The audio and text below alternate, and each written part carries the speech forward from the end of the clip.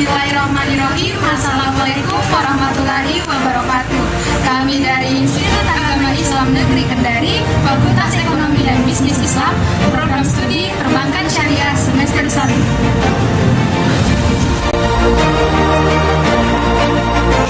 Indonesia bisa menjadi pemasok utama keuangan syariah dunia, bukan hanya sebagai pasar.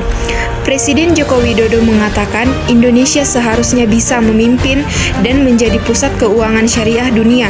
Hal ini dilatari karena Indonesia memiliki penduduk muslim terbesar, yang mana hingga kini Indonesia telah memiliki 34 bank syariah, 58 operator takaful atau asuransi syariah, 7 modal ventura syariah, dan lebih dari 5.000 lembaga keuangan mikro syariah. Semua institusi itu memiliki 23 juta pelanggan.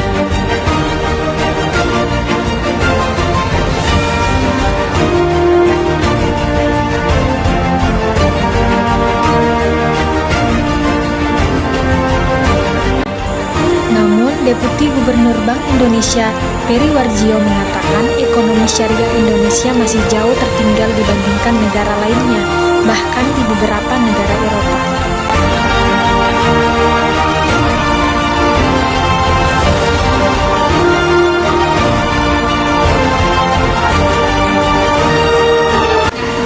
Apakah yang menjadi penyebab polemik dari itu semua? Tentu saja karena kurangnya pemahaman pengalaman masyarakat terhadap konsep dasar sistem ekonomi Islam. Maka dari itu, marilah kita membahas lebih dalam lagi apa sih itu konsep dasar sistem ekonomi Islam bersama saya Sawitri Yuningsi dan saya Rizky Wulandari dengan tema bahasan konsep dasar sistem ekonomi Islam.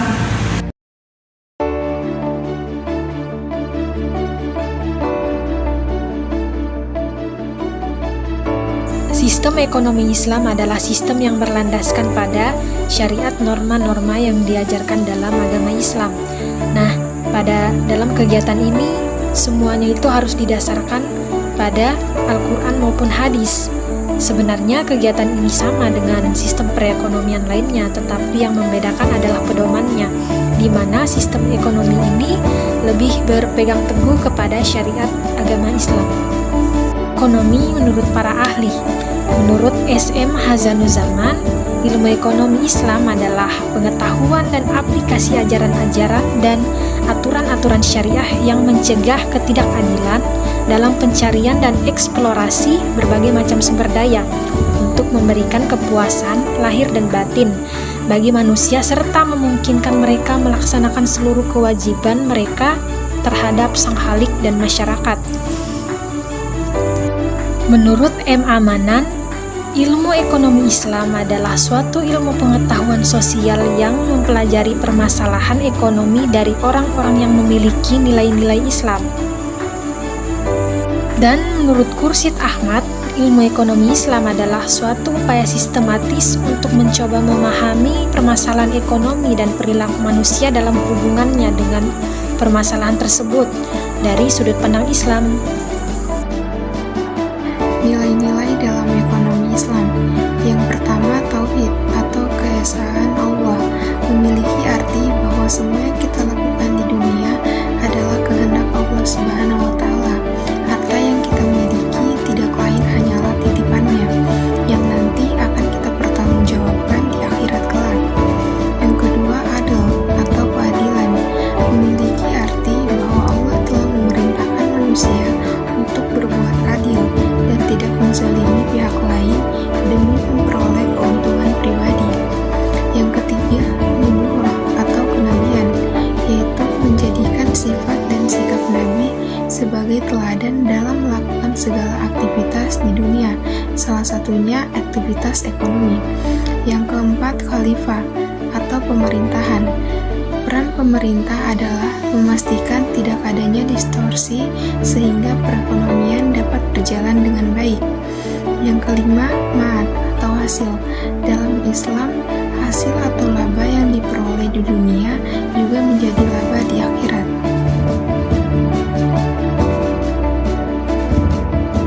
Prinsip sistem ekonomi Islam.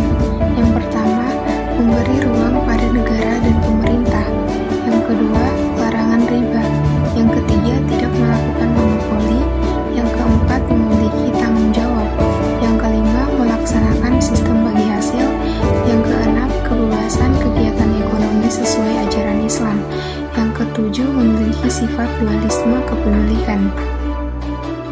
Ruang lingkup sistem ekonomi Islam. Di dalam ruang lingkup sistem ekonomi Islam terdapat tantangan dan hambatan yang nantinya akan membangun kegiatan ekonomi yang akan dijalankan.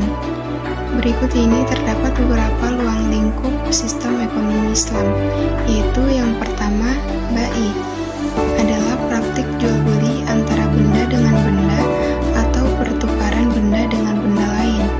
Yang kedua, akad, adalah persetujuan atau kesepakatan antara kedua pihak atau lebih dalam melakukan jual beli. Yang ketiga, syirkah, adalah kerjasama terkait permodalan, keterampilan, atau kepercayaan dalam usaha tertentu antara dua orang atau lebih yang membagi keuntungannya berdasarkan nisbah. Yang keempat, muqabah, adalah kerjasama dalam usaha tertentu yang pembagian keuntungannya berdasarkan nisbah. Kerjasama ini dilakukan antara pemilik dana dan pengelola modal.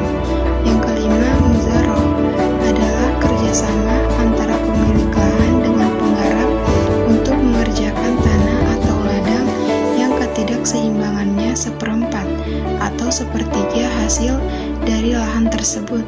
Yang keenam, musaqqah, adalah kerjasama yang dilakukan oleh pemilik dan pemelihara tanaman yang membagi nisbahnya setelah disepakati kedua pihak. Yang ketujuh, khiyar, adalah hak yang dimiliki penjual atau pembeli untuk membeli akad jual atau ingin menaikkannya. Yang kedelapan, ijarah, adalah transaksi sewa barang dalam jangka waktu tertentu dengan melakukan pembayaran.